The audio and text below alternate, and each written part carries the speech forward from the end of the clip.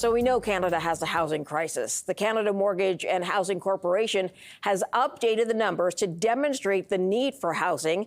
It found the number of new homes built each year in the country needs to nearly double over the next decade to restore affordability. To discuss, we're joined by CMHC's Deputy Chief Economist, Ab Iorwerth. Thanks for joining us today. Good to be with you. You put out a report 2 years ago showing the dire need for housing. Would you say, first of all, as a country, we've made any progress? Well, I think what's important is that governments are starting to change. You hear a lot more discussion about the importance of supply. We're hearing about the provinces changing policies. So certainly action is being taken. Whether it's sufficient is a different issue, but certainly there's movement in the right direction.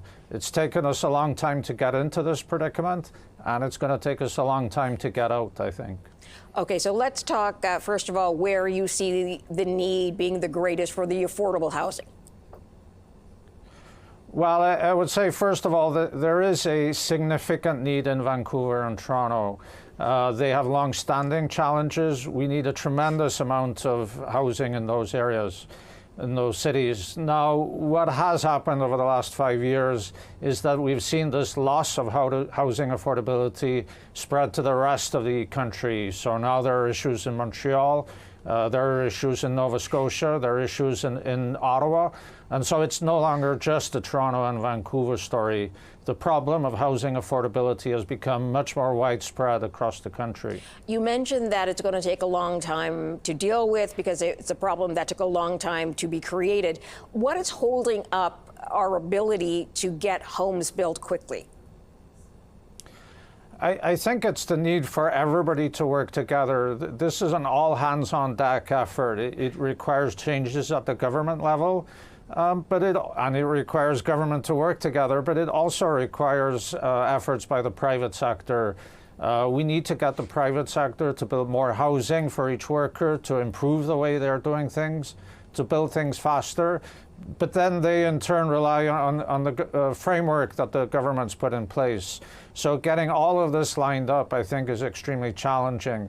And then when you tie that to the time it takes to go through the approval processes, the time it takes to build, it ends up being a long-term challenge, which obviously creates challenges for Canadians when they're facing these high housing costs. Yeah, we do speak to developers, and they say what you touched on, that the red tape is a big part of the problem. To get something done in any municipality, for example, and also jump through provincial hoops, just takes too long. You agree with that? Yes, and this is an important issue in some parts of the country. In Alberta, it's not such a big deal. You can go through the approval process in Edmonton in probably a year or two. In Toronto and Vancouver, increasingly in Montreal, it's a 3-year, 5-year plus process just to get the approvals. And then there are government fees, development fees on top of that. So it's a real challenge to overcome this delay. You mentioned Alberta.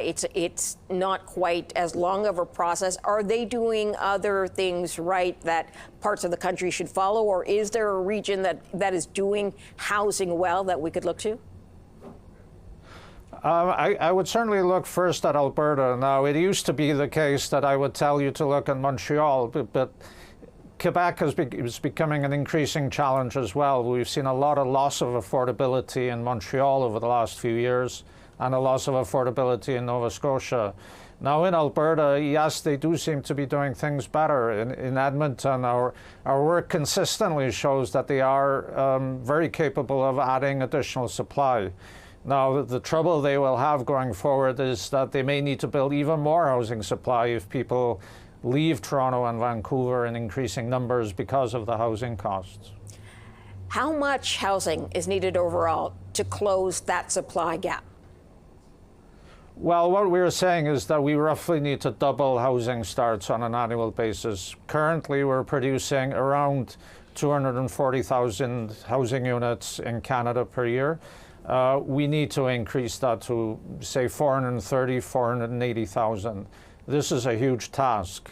Now, maybe once we start doubling housing starts in the near term, then maybe we don't need to go to that in the long term, because Canadians will start to put less of their savings into housing. Yeah, supply obviously means people have more choice. We won't have as many bidding wars. And as you mentioned, it makes things more affordable in general.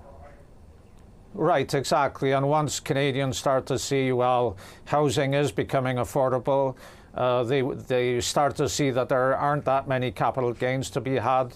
They don't bid aggressively on housing, then this will take the heat off of the housing system, and we can return to a more stable housing system.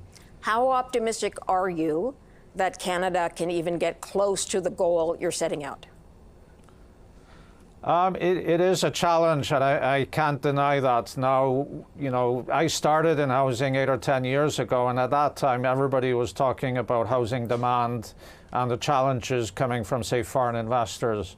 So I think we have succeeded in changing the debate towards the importance of more housing supply. Now I think we need to move forward and get more implementation on that housing supply. It's a long-term challenge, it's a long-term effort, but I think it is really important for all Canadians.